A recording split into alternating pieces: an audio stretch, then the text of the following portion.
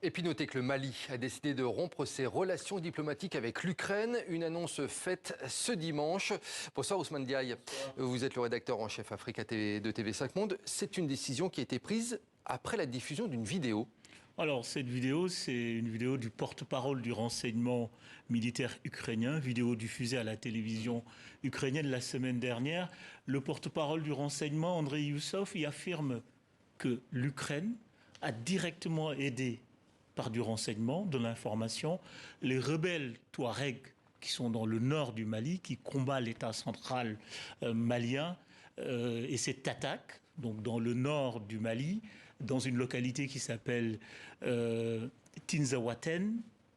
Et cette attaque de Tinzaouaten est très importante parce que c'est l'un des revers les plus importants pour l'armée malienne et surtout pour les miliciens du groupe Wagner. Et ça a été une sorte de tournant pour l'armée malienne et à la fois pour les supplétifs russes de Wagner. Alors Kiev, de son côté, regrette une décision précipitée de Bamako. Le porte-parole du gouvernement malien, le colonel Abdoulaye Maïga, lui a eu des mots très durs envers l'Ukraine. On écoute et on en parle juste après avec Ousmane. Le Mali considère le soutien à l'Ukraine comme un soutien au terrorisme international. Le Mali en appelle à la responsabilité de la communauté internationale face au choix délibéré de l'Ukraine de soutenir le terrorisme dans un contexte mondial où l'unanimité est faite sur l'impératif de combattre ce fléau.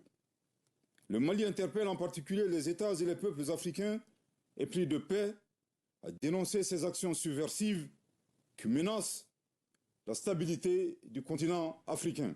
Ousmane, qu'est-ce qu'il faut comprendre de cette déclaration? Au moins deux choses. La première chose, c'est que le soutien militaire ukrainien aux rebelles Touaregs bouleverse totalement l'équilibre des forces.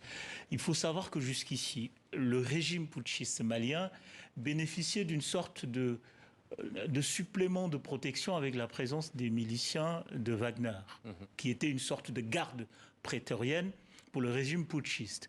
Là, on est dans un autre type de menace. Parce qu'il faut savoir qu'au Mali, il y a deux guerres, il y a plusieurs guerres. Il y a d'abord la guerre des groupes djihadistes et la guerre des groupes rebelles Touaregs qui durent depuis l'indépendance, depuis une soixantaine d'années. Et ces groupes Touaregs ont été tout le temps une menace contre l'État central.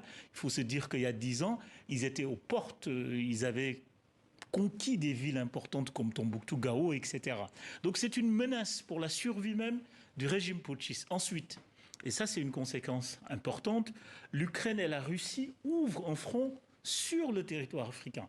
La guerre Russie-Ukraine, aujourd'hui, désormais, il y a un front, parce que l'Ukraine, maintenant, explique, au nom de l'implication des Russes, eux aussi une sorte de droit à une sorte de réplique.